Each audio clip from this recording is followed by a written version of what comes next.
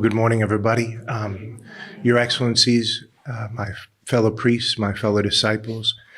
I know that the Archbishop has already led us in prayer, but his address was so exquisite that I feel like we should pray once more. And so why don't we join our hearts? In the name of the Father, the Son, and the Holy Spirit. Amen.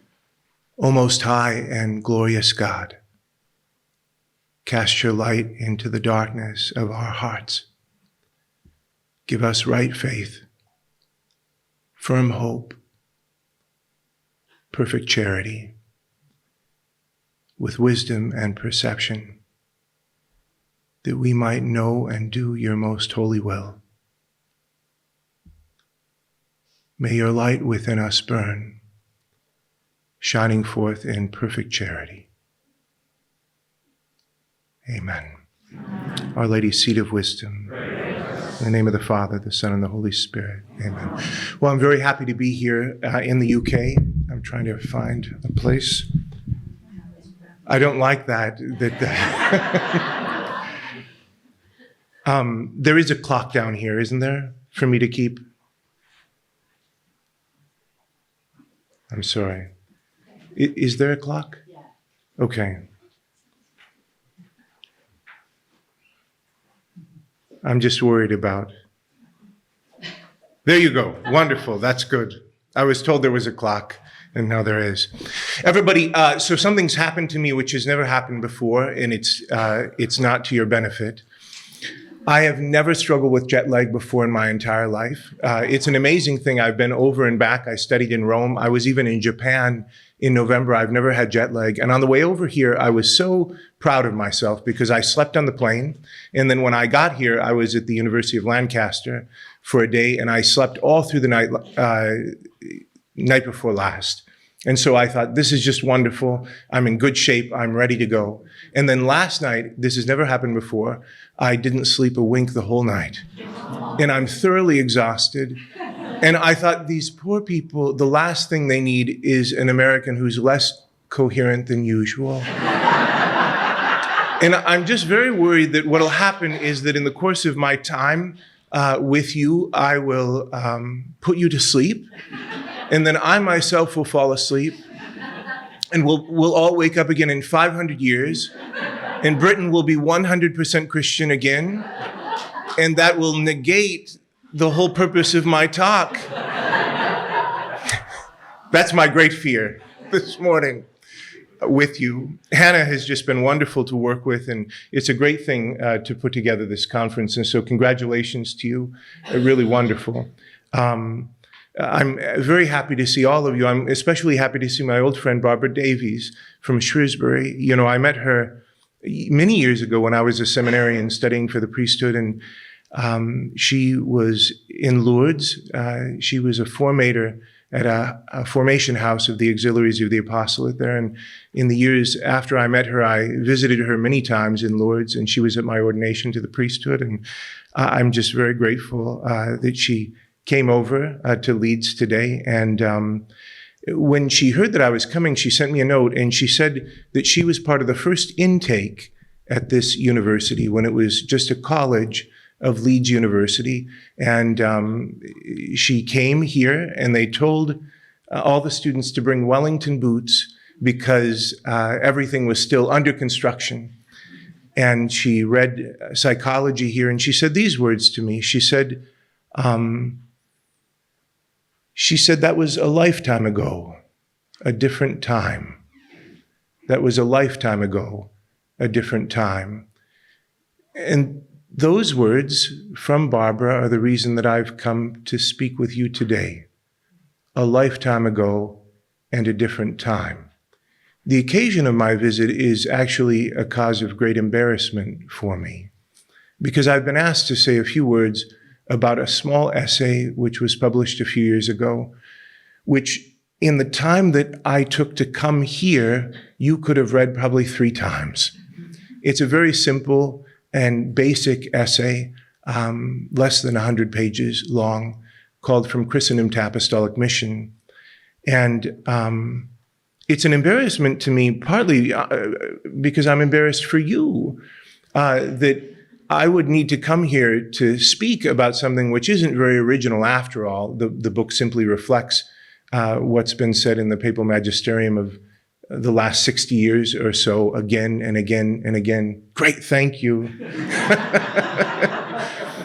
I had the impression that the UK was a literate nation, that liked books, real books, not little pamphlets from America. And so, this land of libraries and the birthplace of the English language, I thought that it wouldn't be a place where anyone would ever ask me to come and speak. But here I am anyway. And so that's my embarrassment for you. My embarrassment for me is actually the best kind of embarrassment. It's an embarrassment which is born of my own shortcomings. And that's this. The ideas that are in the book, the ideas that are articulated there were knocked around or discussed in conversation over the course of many years by a group of good friends. And I've been blessed in my life to have good friends, not just Barbara, but many others in the course of my life. And we love the church, this small group of us. And we've been talking about these ideas for a long time. And in fact, the first time that I really presented on this, I think, was for the Finance Council of the Diocese of Phoenix, Arizona. It must have been 2014 or something. At a certain point, we put together a manuscript, and then, and this is what I'm embarrassed about, it sat on my desk for 3 years. For 3 years, it sat on my desk simply gathering dust.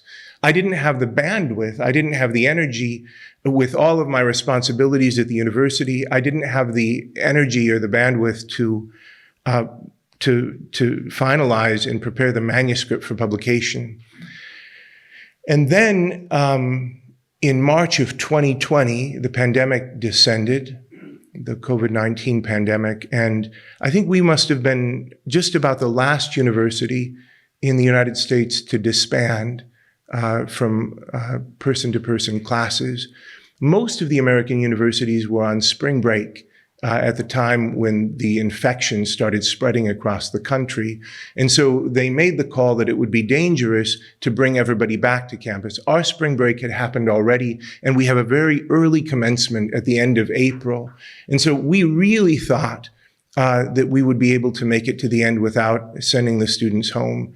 And in the end, we weren't able to do it. And when we did it, of course, it was heartbreaking. I remember it was St. Patrick's Day, and I put on a green sweater, and I sat in the campus dining center and gave travel blessings all day long from 6 o'clock in the morning until past midnight as students were leaving. And it was I was very moved by it because, of course, the students were very sad to leave.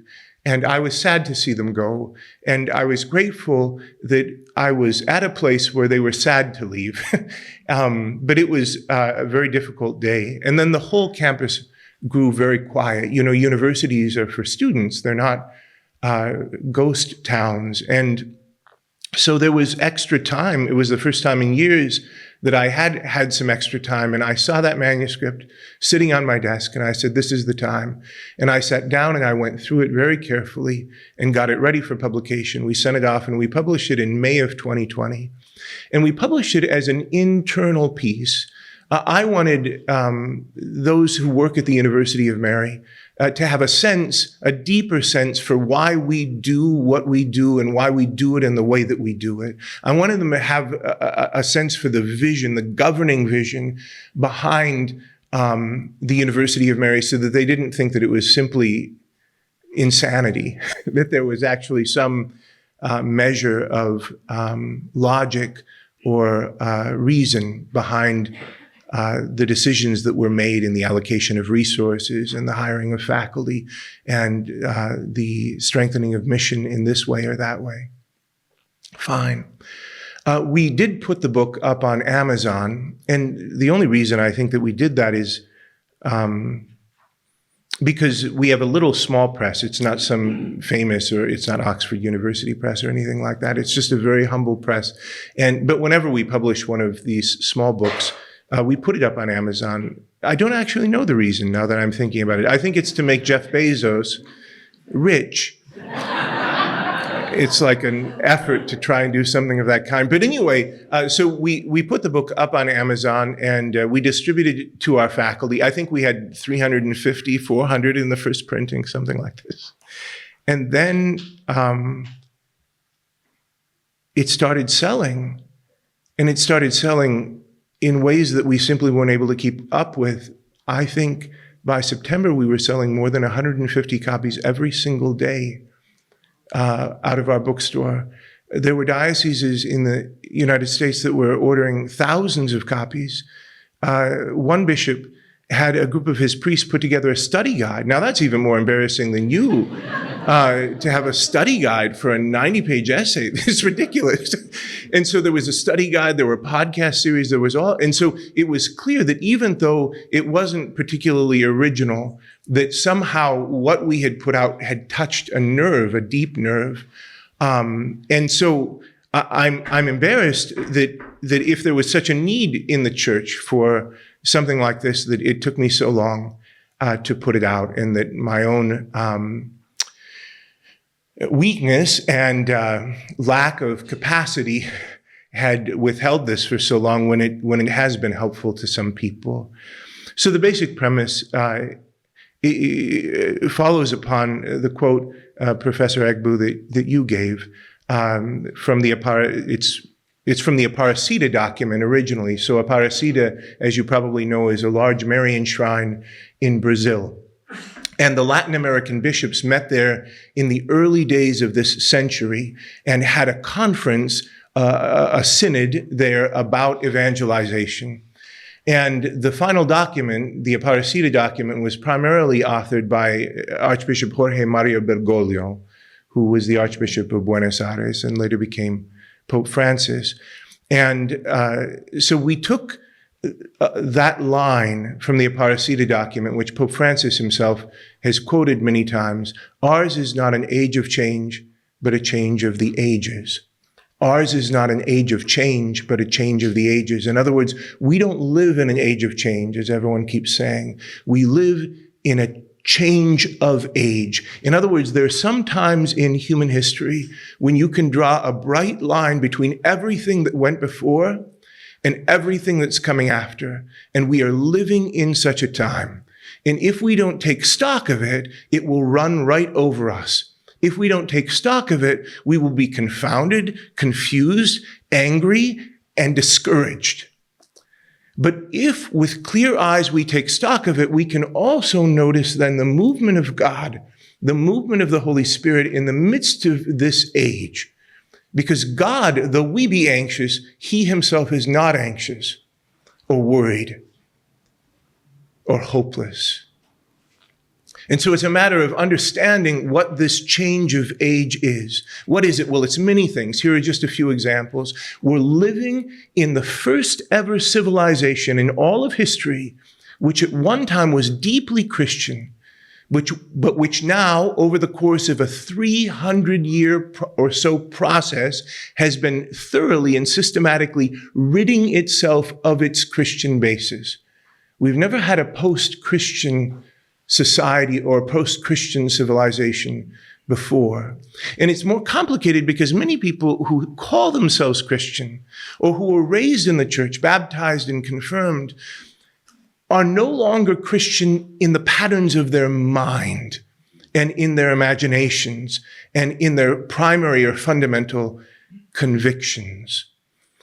And that makes the work of evangelization actually very, very complicated. C.S. Lewis spoke about this when he said that it's the difference between winning the heart of a young maiden who has never fallen in love before, the difference between that and trying to win a cynical, divorced person back to a previous bond. The second is a much more complicated and difficult task. And that's the task that we have before us because we live in the first post-Christian age in history. Another thing which tokens the change of age is that we live in a time in which just about every aspect of human experience has been touched by technological transformation. And I'm not talking here just about sort of incremental transformation, a furnace instead of the fireplace, a motor car instead of a horse. The furniture inside of people's minds has been completely altered by the manner of technological advance, such that a person living 100 years ago would be living a life that's closer in patterns of thought, in habit, and in daily rhythm to the time of Jesus than to us. That's how rapidly things have changed in the course of the last 100 years. There were people living in the last century who saw the first flight and the first man on the moon in one lifetime. Lastly, and there are many other things, but I'm constrained and I'm happy to have a clock. Lastly, I think it's worth noting that the primary wounds of our time are intellectual wounds. We can become confounded about this because of their obvious moral character. And when we look out at the ambient culture, we can often become discouraged and upset because things seem to be fraying apart morally. But if you take a closer look, you see that actually the wounds are not first and foremost moral. First and foremost, the wounds of our time are intellectual.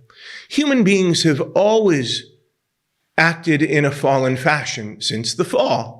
And so since human beings have always been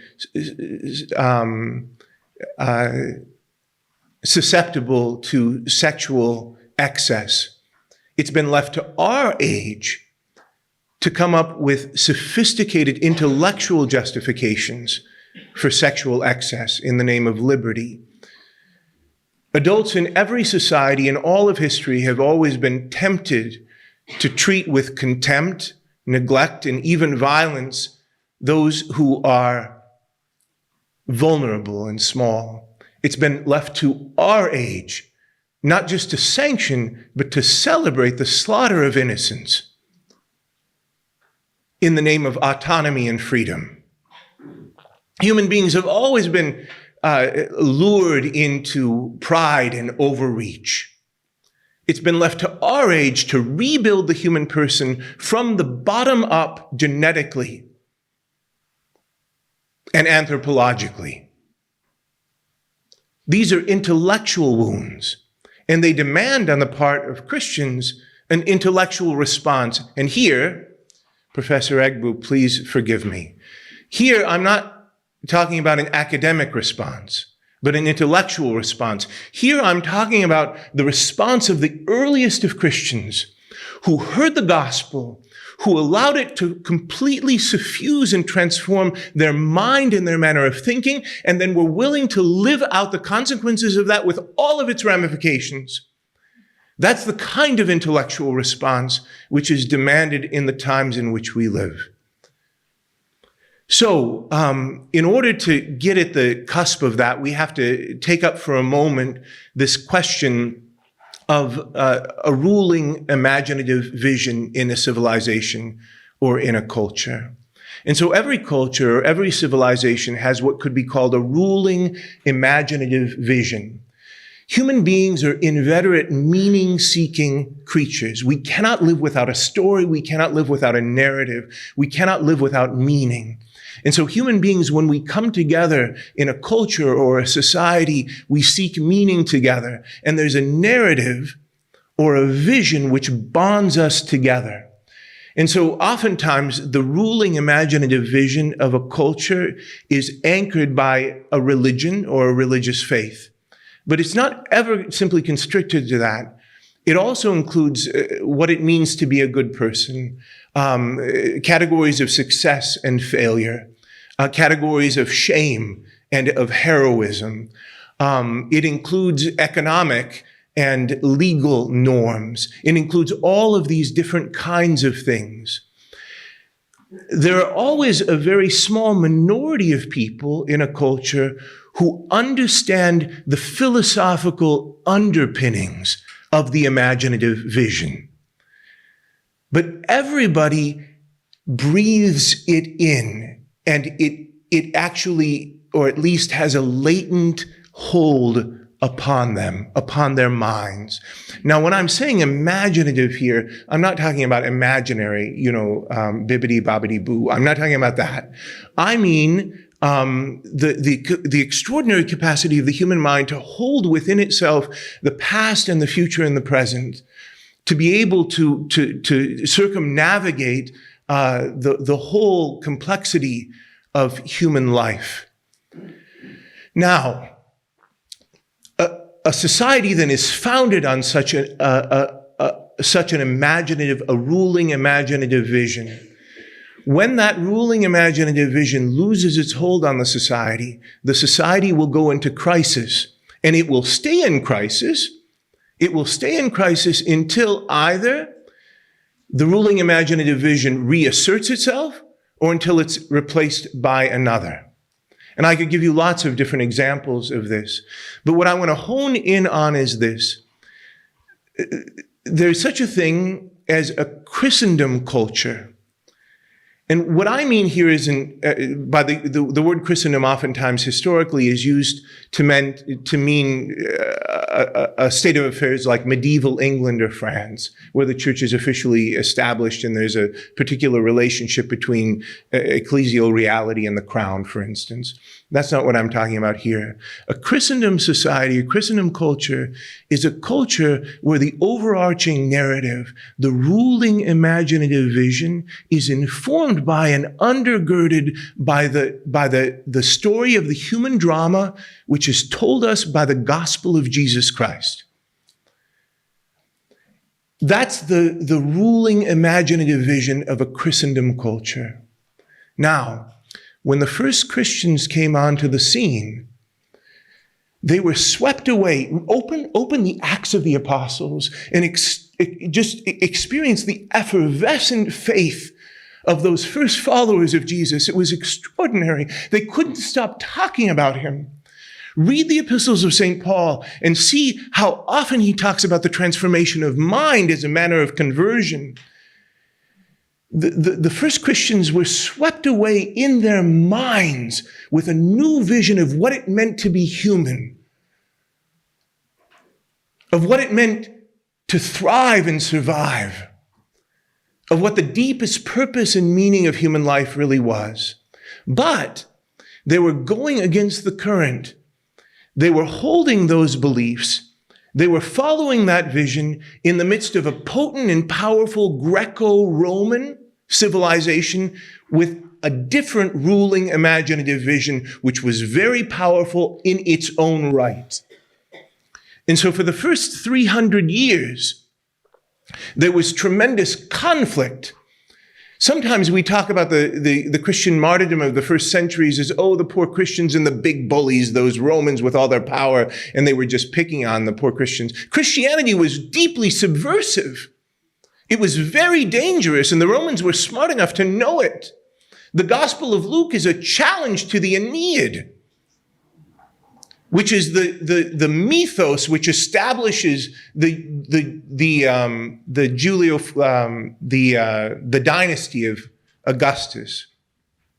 And so there's this challenge which happens, and then in the 4th century, Christianity comes to seriously challenge and then overtake that imaginative vision. And in the West, since then, we have been in a series of Christendom cultures. Now, there are different modes of engagement. So the church engages in the work of evangelization. The church answers the Great Commission in a different mode in a Christendom age than in those first 300 years in an apostolic age. There are different strategies that are used. There are different needs and purposes in these different kinds of ages. What's happened now And again, I'm shorthanding all of this, but it's a dumb little book, and so you can get it yourself and read it. But what's happened now, and Pope Paul VI saw this right in the middle of his papacy and proclaimed it, that Europe itself had become mission territory. What's happened now is the culture itself has become mission territory, and we've moved back into an apostolic age. Christendom is over. Christendom is over. People like St. John Henry Newman, who were very prophetic in their vision, saw this coming. People like Chesterton and C.S. Lewis knew that it was happening. Preachers like the Venerable Fulton J. Sheen in the United States predicted it as early as 1976. Christendom is gone, he said. So we're not living in Christendom anymore. We're living in a post-Christian age, which can be understood as a new apostolic age. But we've been here before. We were here in the first 300 years, but not only that, even during the long ages of Christendom, everybody always knew that the strategies were different and that you moved in a different kind of way if you were in the midst of Christian civilization or if you were on a mission field. Everybody knew that you did things differently in Paris than you did them in Papua New Guinea. And so we've been at this before. The church knows how to live on mission.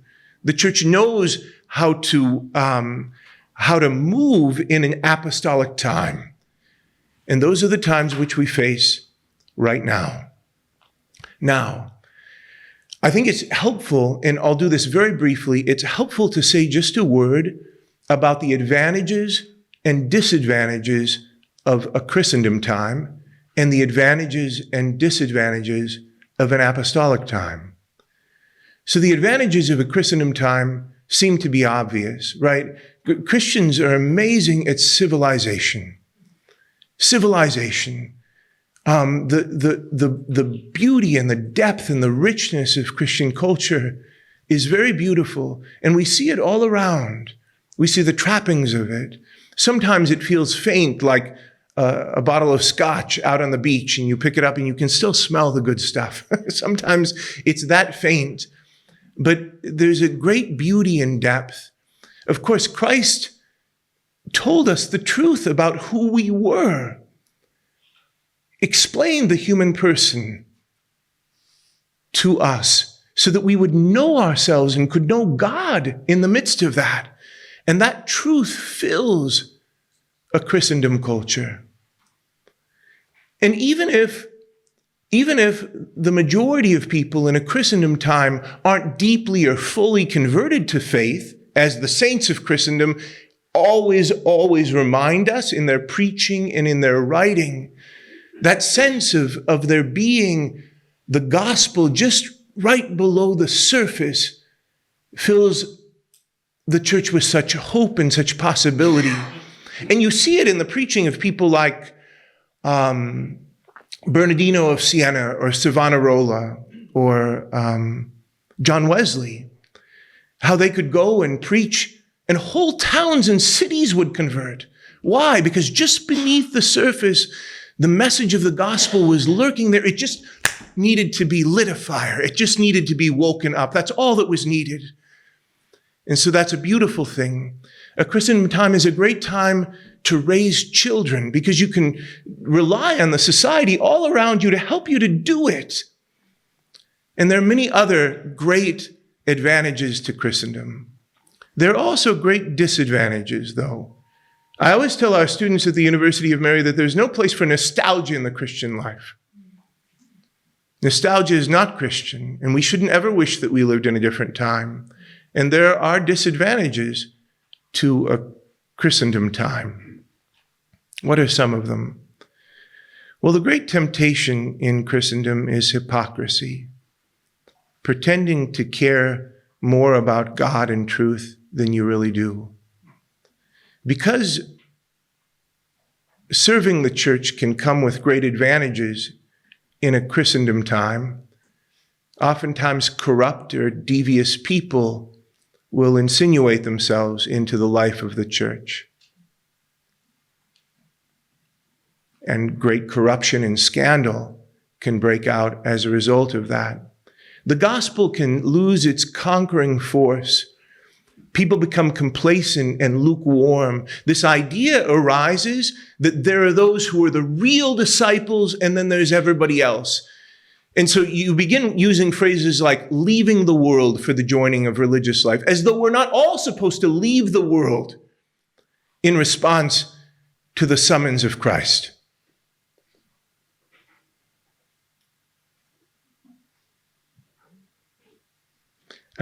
You know the story, don't you, of the cardinal who was picked up at the Rome airport.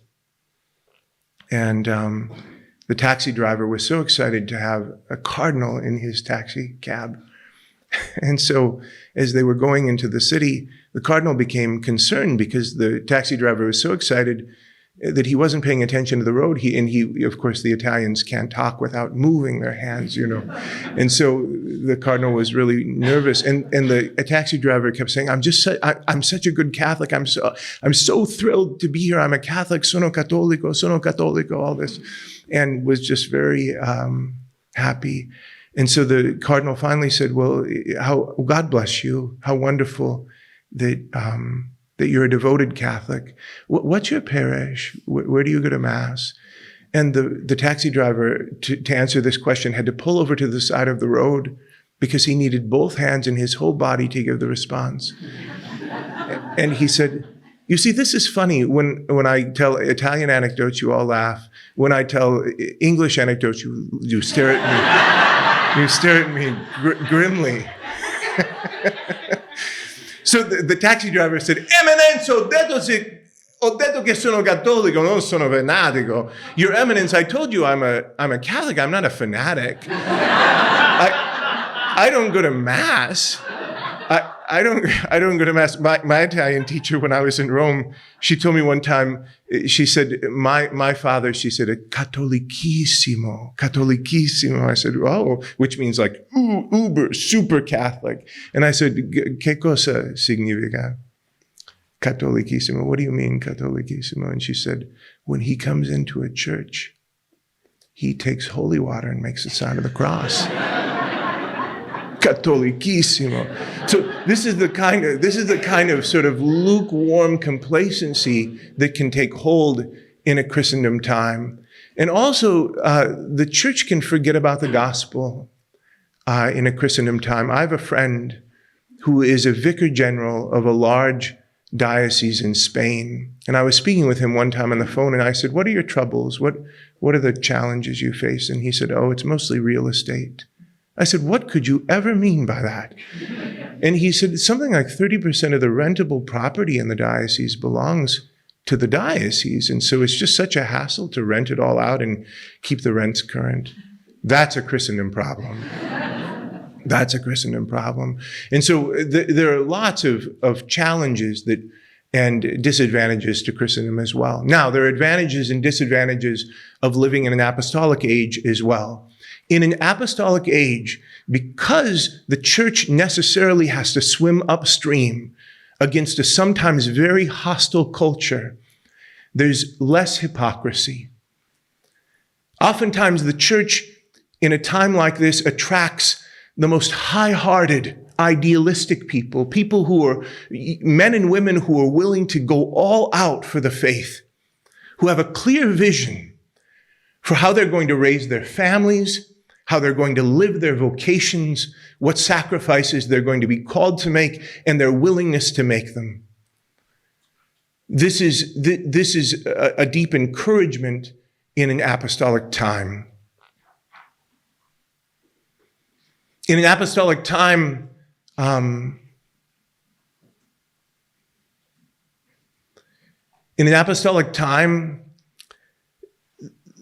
there's less corruption, generally, hopefully. There's less corruption as an apostolic time begins to take hold among the clergy, because people who would seek a church office for worldly benefit will get smart and find something better to do.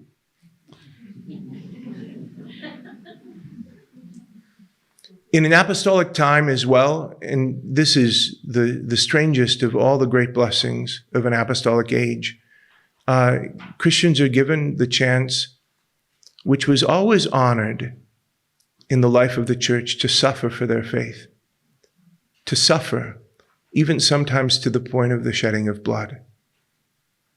Remember, after the legalization of Christianity with the Edict of Milan in 312, there was a whole group of people who were devastated by that because it was hard now to come by the gift of martyrdom.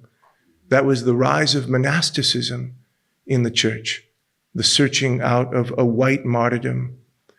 There are difficulties and challenges and disadvantages, obviously, too, of an apostolic age. I think probably a primary one is in the raising of children. I cannot tell you how oftentimes, since I was ordained a priest some 20 years ago, people have come up to me absolutely devastated, and they say, "Father, I don't know what we did wrong. We must be the stupidest people in the world. You know, when we were little, my wife and I, when we were small, our parents taught us to pray, sent us to Catholic school, got us our sacraments, and we kept the faith. Maybe we wandered for a while when we went to university, but then we kept the faith." We did the same exact thing for our children. We did the same exact thing for our children. We sent them to Catholic school, we taught them their prayers, we got them their sacraments, and they've all left, and our grandchildren are not even baptized. What did we do wrong? And they're filled with shame over this, without, of course, recognizing that the whole culture had changed around them. I grew up probably in the last gasp of Christendom. The little town of 200 that I grew up on the prairies of North Dakota, my father, a wheat farmer, my mom and dad, they raised 8 children on that farm. And in town, my teachers, my coaches, the Catholic priest, and the Lutheran minister were all on the same team. They said, "We've got a bunch of kids in this town. We've got 20 years. Let's make them Christians." That's what they said. And they worked together at it. And you couldn't turn around without being disciplined by somebody. My younger brother, number 4 of the 8, is raising his own 7 children on the same farm, but it's a different age. And so he and his wife cannot depend upon the culture all around to help them. And they have to be much, much more intentional about the work that they'll do in the raising of their children. It's much harder. It's a stiffer challenge for them. The great temptation in a time of Christendom is to hypocrisy, pretending to care less, pretending you care more about God and truth than you really do. The great temptation, the great sin of an apostolic age is cowardice, not hypocrisy. Cowardice, which is pretending to care less about God and truth than you really do. And that's the great peril of our time, cowardice. But look, I could go on and talk more about advantages and disadvantages of both Christendom and an apostolic age, but it doesn't matter. We don't choose the times we live in. We're given those by God. Do you remember that scene from The Lord of the Rings when Frodo is lamenting it all? He says, I wish the ring had never come to me. I wish none of this had ever happened.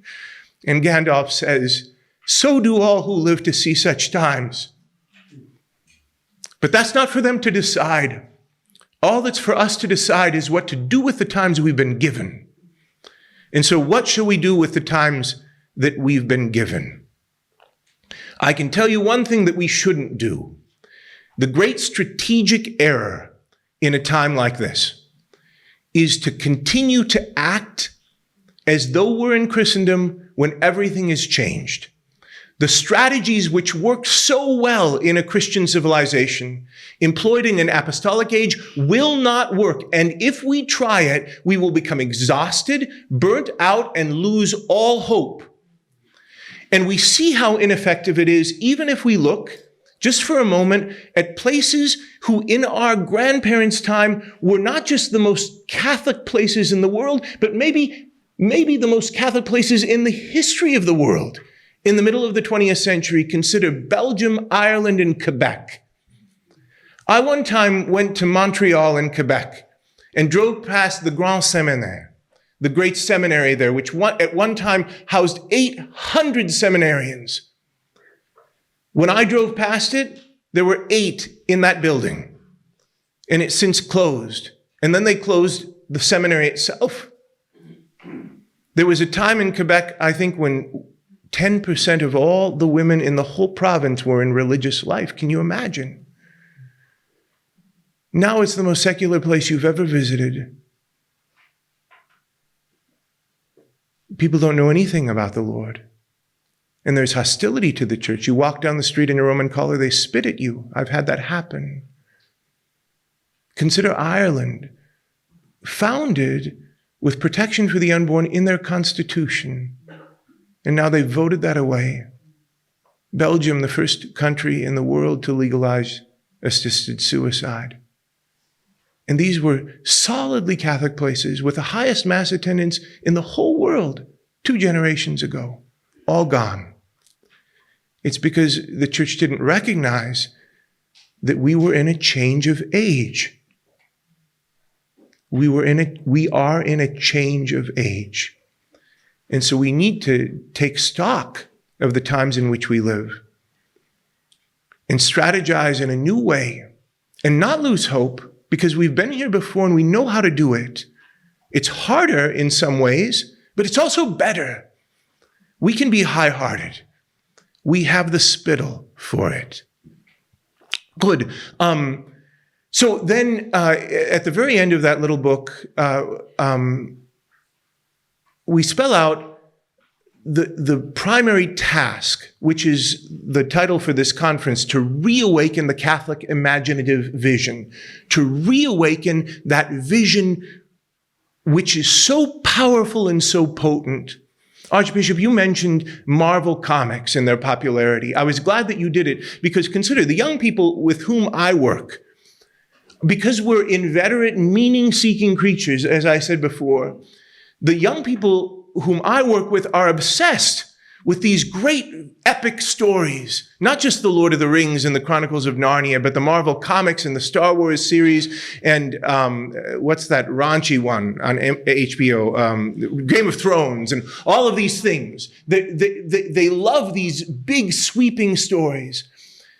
What we need to do is get people to hear the most epic story ever told with the greatest heroes and the greatest villains, the gospel of Jesus Christ, the story of the salvation of the world. We need people to hear it again for the first time. And that means that we need to learn how to tell it in a more compelling way.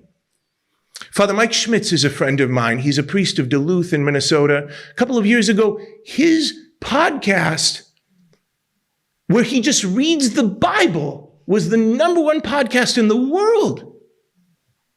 He just reads the Bible.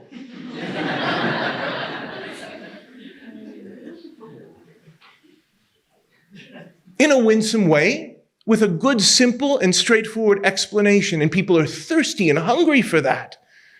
We have the best story. And so it's a matter of reawakening the Catholic imaginative vision. And so toward the end of the book is just a little sort of snapshot of an epic way to tell the story. And then that's contrasted to the modern progressive vision, which also has a very powerful narrative. This is the vision which has come to replace Christianity as the ruling imaginative vision in our time. But in the end, it makes all kinds of promises that it cannot keep. And people, even though they plunge themselves into it, become desperately bored. Do you think that the sadness, the anxiety, the despair in our society right now are incidental? No, they're fundamental to the new vision that people have taken upon themselves, which cannot make any sense of suffering.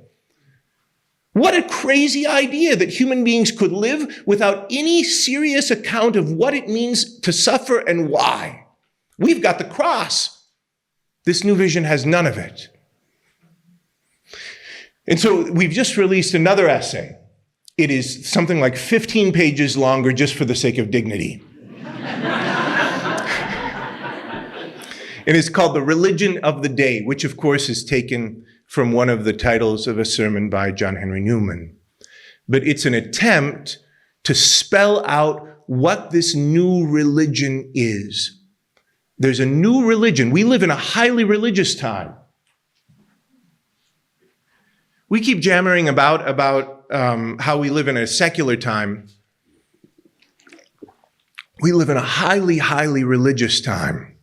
And it's important for us to understand the new religion, to understand its doctrines, its teachings, its practices, its implications in order for us to respond to it properly. And more than that, in order for us to make sure that we who live in the world today and breathe in its air, because we're part of the world,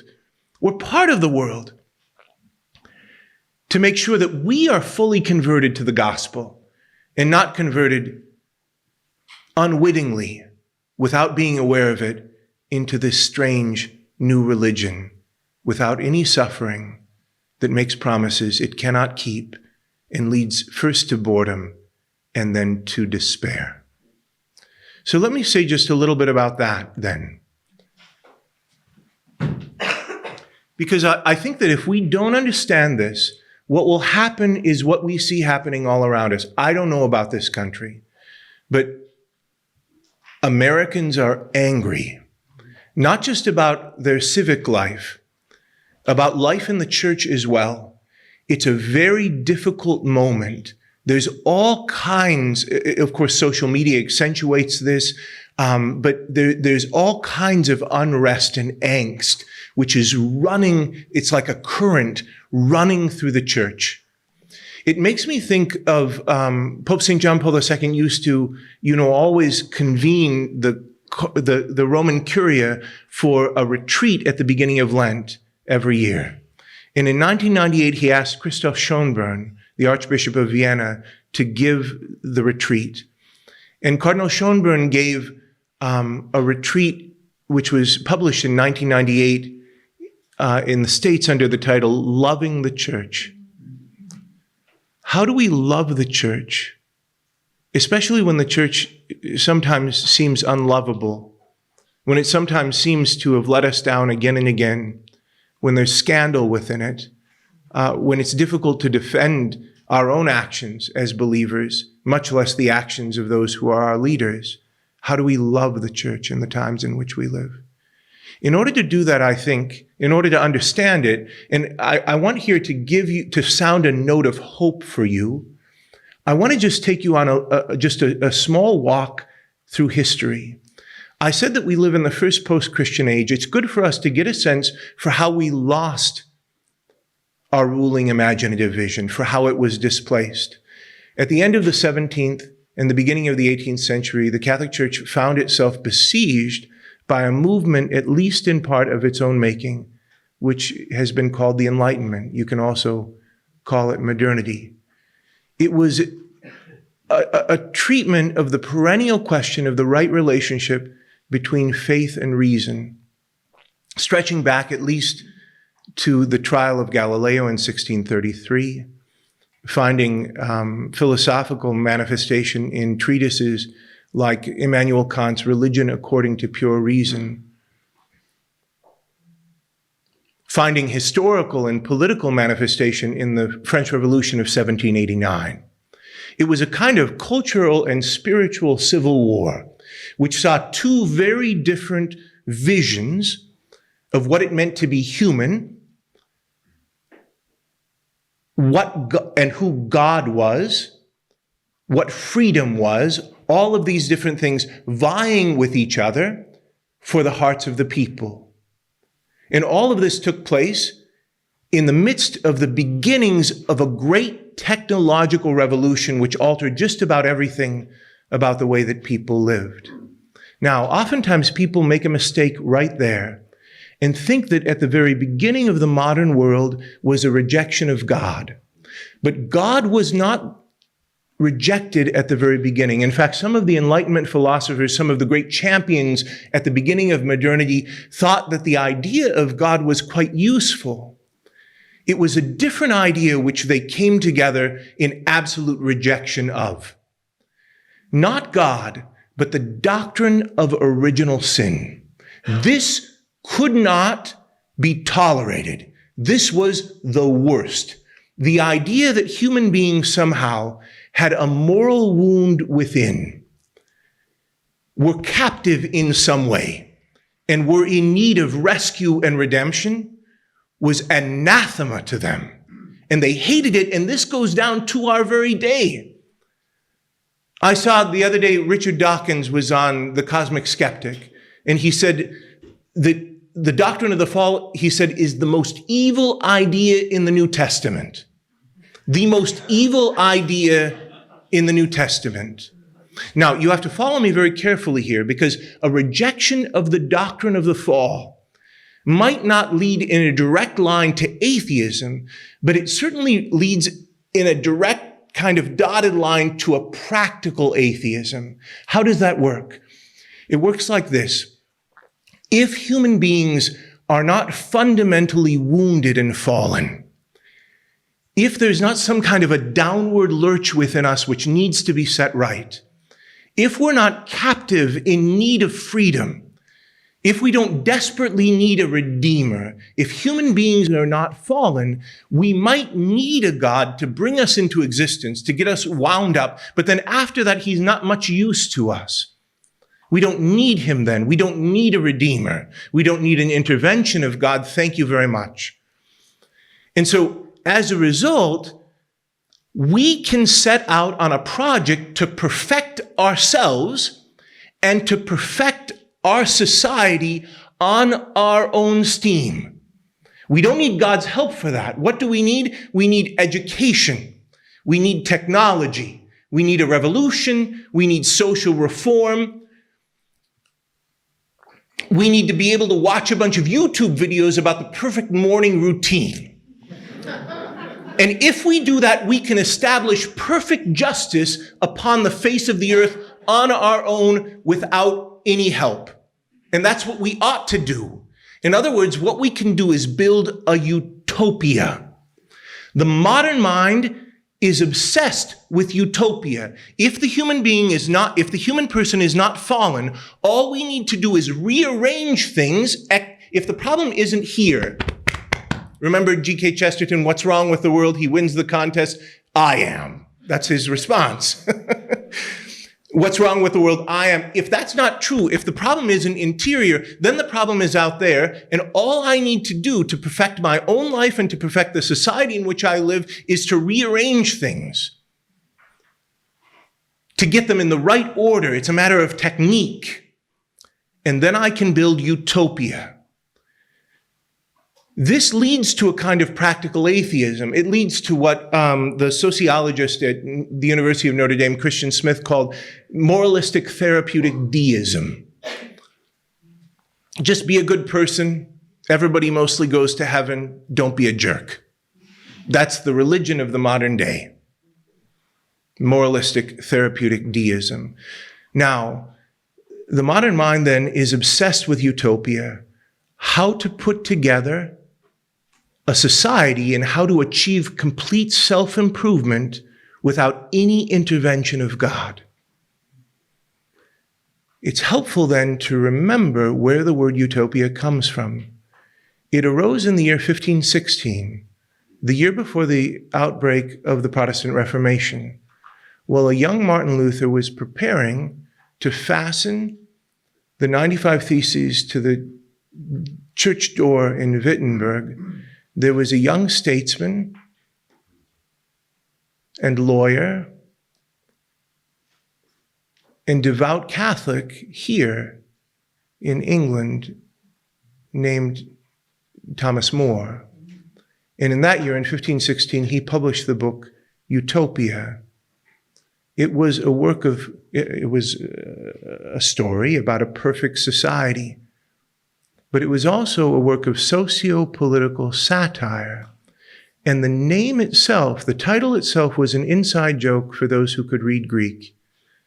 Because utopia is two Greek words, utopos. Topos means place. It's where we get the word topography.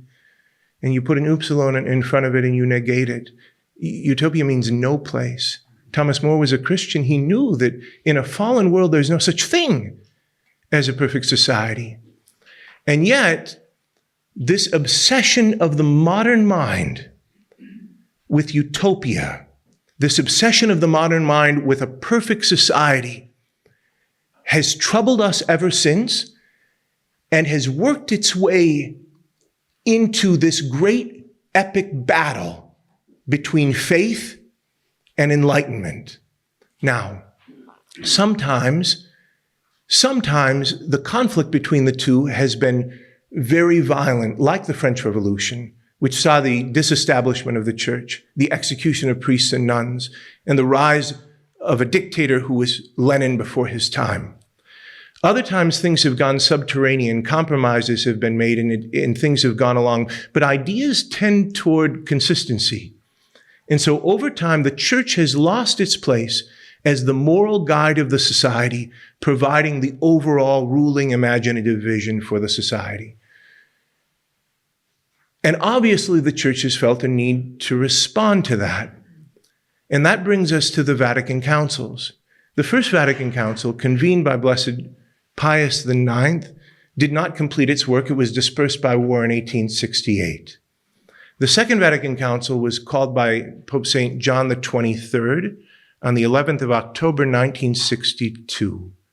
Both of these councils were meant to be a response on the part of the church to this question of modernity. If you go to the 11th of October, 1962, and read the address that John the 23rd gave to the council when he opened it, standing above the tomb of St. Peter, Gaudet Mater Ecclesia, Mother Church rejoices, you see a couple of different things. First of all, you see that the Pope's intent was not revolutionary in its character. He did not want to overthrow things. He says again and again, he wants the transmission of faith to happen undisturbed from one generation to the next, but with greater efficacy, he says, with greater efficacy.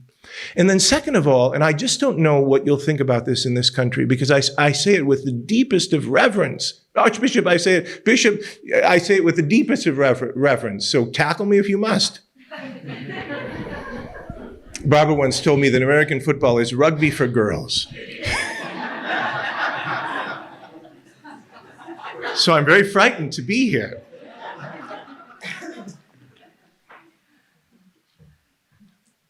In Gaudet Mater Ecclesia, there's also a little bit of naive optimism.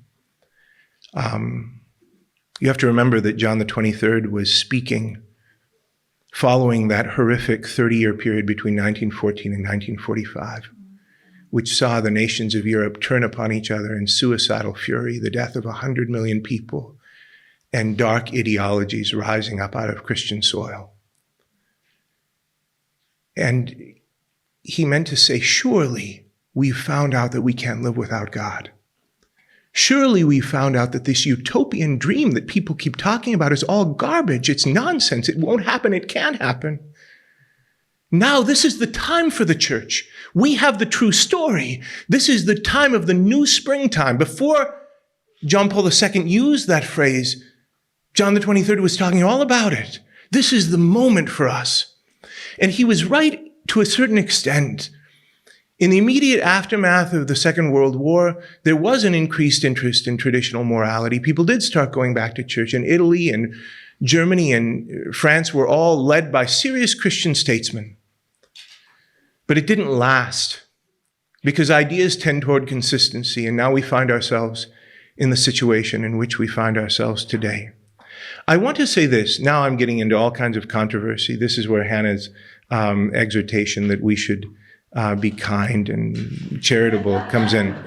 The Catholics have gathered themselves, this is a vast generalization, but I'm quickly running out of time. Catholics have gathered themselves around three different poles in response to the council. Again, it's a generalization, but there's a progressivist pole. In other words, there's this idea that this takes its cue, I think, from liberal Protestantism in many ways.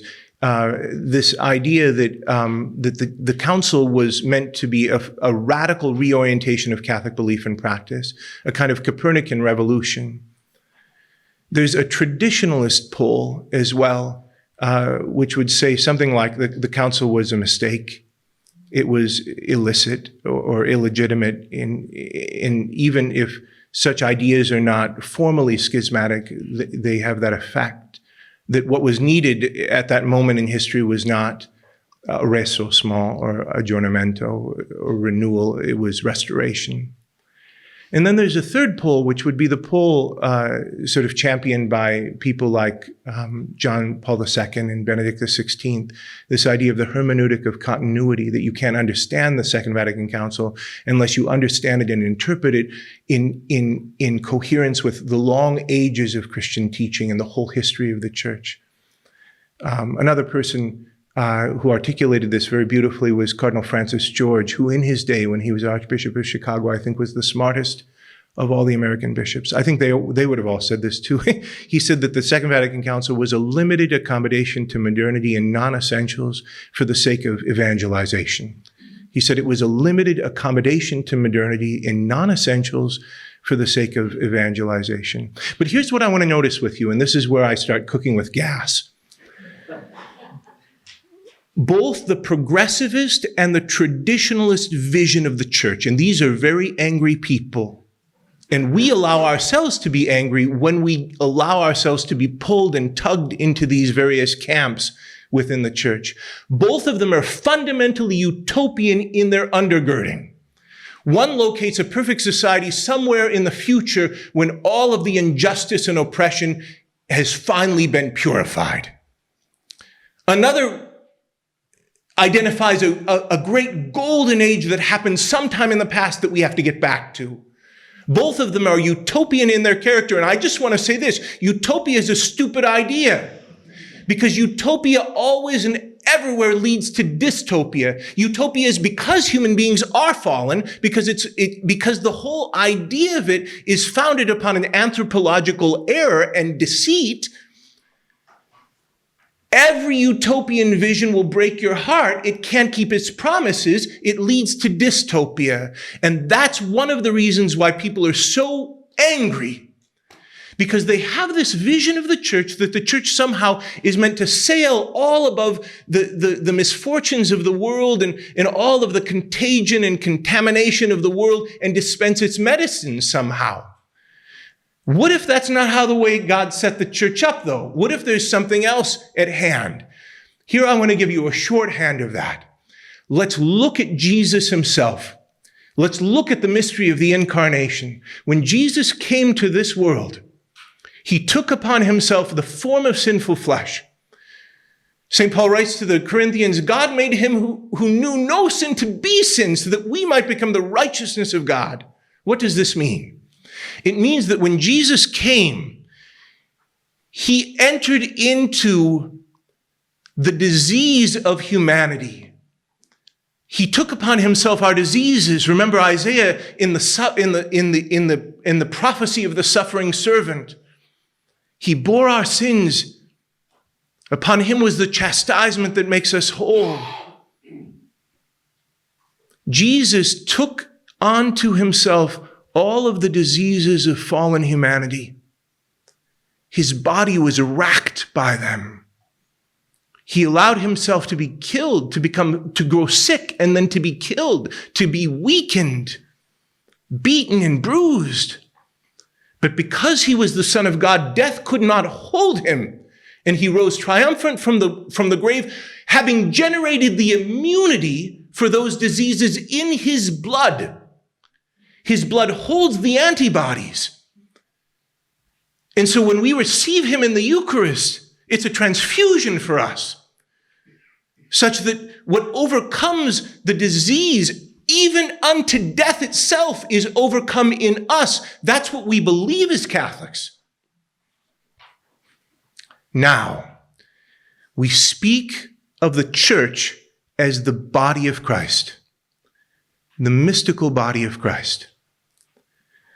What this means is that following the pattern of Jesus, the church in every age takes upon herself, into herself, in some of her members, every disease of the time, every wickedness, every scandal, every form of moral and philosophical confusion comes into the church.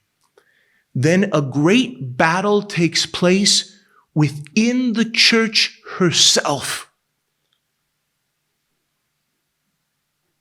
The church often grows very sick because of it.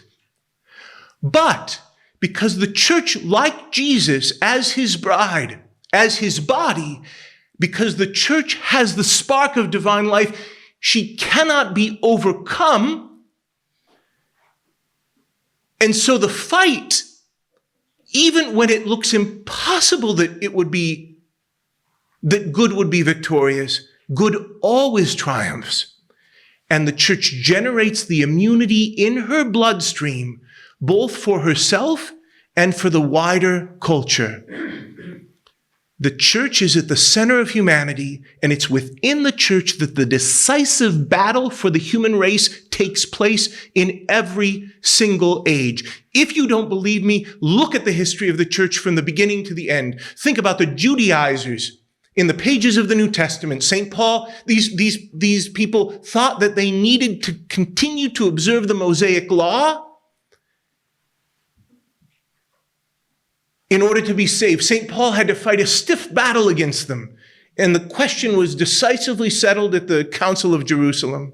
Think about the Gnostics who troubled the church in its early ages, in its early years. At one point, I'm thinking of people like the Nicolaitans, who are mentioned in the pages of the book of Revelation. At one point, there were dozens of different sects, all claiming to be the true Christians.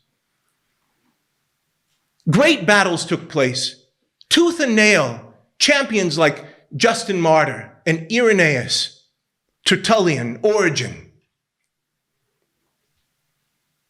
Think about certain strains of Greek philosophy which got into the bloodstream of the church, denigrating the material world, which led to a kind of hyper-asceticism and heretical practices. This needed to be countered by the saints, by the doctors of the church, by reasserting the goodness of the created order and the beauty of the sacramentality of the human body. Think about the Arian heresy, which tried to fashion a more philosophically pleasing version of God. At one point, the majority of the bishops in the church went over to this heresy. St. Athanasius, who opposed them, was chased out of his diocese 5 times. A series of dramatic church councils ensued, at one of which St. Nicholas, Father Christmas, punched another bishop in the face. And we think we live in tumultuous times. The result of this is where we get the Nicene Creed that we say every Sunday at Mass. Rome is commonly understood to have fallen in the year 476. And it's often commented that it didn't fall from exterior invasion, but it rotted from the inside. 4 years after the fall of Rome, St. Benedict was born in Nursia. He was sent to Rome as a young student. He experienced there with deep scandal how corrupt Christian culture was. Then, so soon after the age of the martyrs, he fled from his studies. He went into a cave and prayed and read the scriptures. And he emerged 3 years later holding a light which lit up all of Europe. Yesterday I was in Lancaster and went to St. Mary's Priory, which was founded as a Benedictine monastery 1,000 years ago. And there were tens of thousands of such places all over the Christian world because of Benedict's light. In the Middle Ages, there was a kind of glorification of warfare and of personal honor that arose among the newly converted Germanic people. This had to be countered by the Christian code of chivalry, the Christian code of fighting, St. Augustine's theory of just war. The rising affluence and prosperity in the High Middle Ages led to the corruption of people generally, but especially of bishops and abbots. What was the response? The mendicants, St. Dominic, St. Francis, St. Catherine of Siena, who reasserted in their teaching and in their witness the decisive, simple quality of discipleship and the beauty of poverty. There was an Islamic interpretation of Aristotle that crept into the bloodstream at the time of the founding of the first universities and threatened their very existence. Enormous intellectual battles ensued. Who fought them? Thomas Aquinas, Bonaventure, Albert the Great, Duns Scotus. The increasing power of nations and kingdoms in the wake of the Renaissance led to terrific corruption and confusion and resulted in a busting apart of Christianity, which still endures to this day. What was the response? The Council of Trent, St. Ignatius of Loyola, St. Philip Neri, Angela Merici, Teresa of Avila, the foundation of epic new religious orders, the Jesuits, the Theatines, the Oratorians, the Ursulines.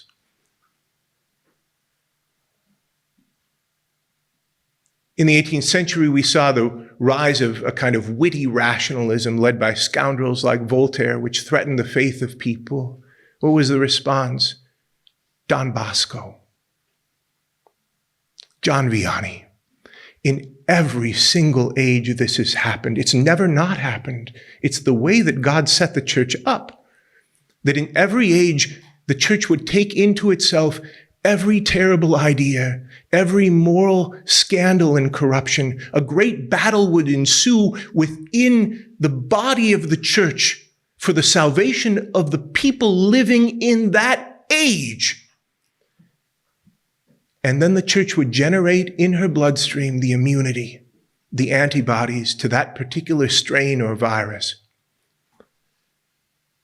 for her own good and for the good of the people in that society, because the battle for the human race takes place in the heart of the church.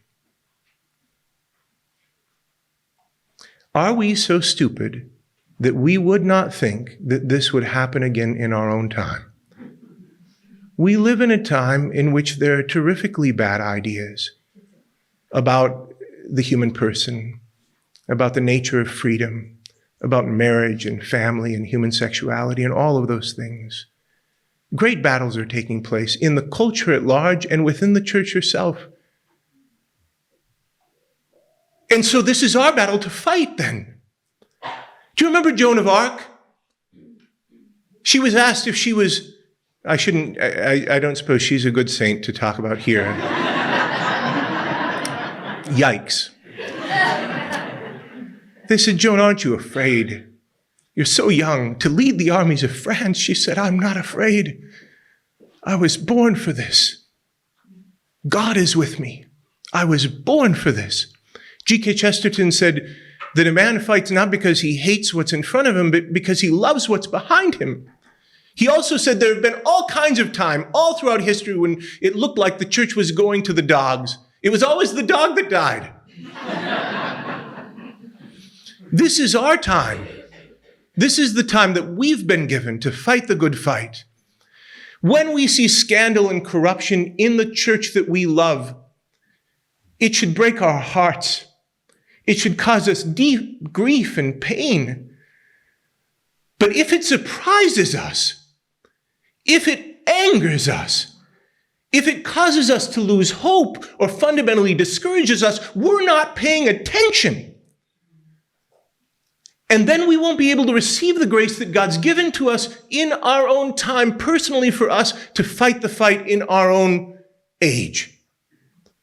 So let's wake up. We're meant to be cheerful warriors in this way.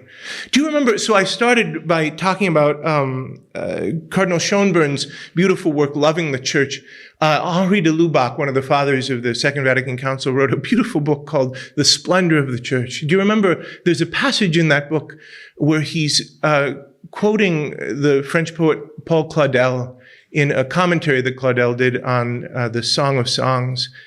And it's so beautiful. He says, it's important for us not to get discouraged or to feel that we're inadequate for the task that we've been given, because we have at our disposal for the loving, serving, and understanding of God, not just our own poor powers, but all the power of the church through time and space. He says, from the Blessed Virgin Mary in the pinnacle of heaven, down to the poor African leper, he says, who kneels at Mass and rings the bell with his mouth half eaten away. He says it's important for us to remember that we can fight with the strength of St. Michael's right arm because he's ours. We can think with the intelligence of Thomas Aquinas because he's ours. We can love with the hearts of Joan of Arc and Catherine of Siena and Therese of Lisieux because they're ours. All of the heroism of the missionaries,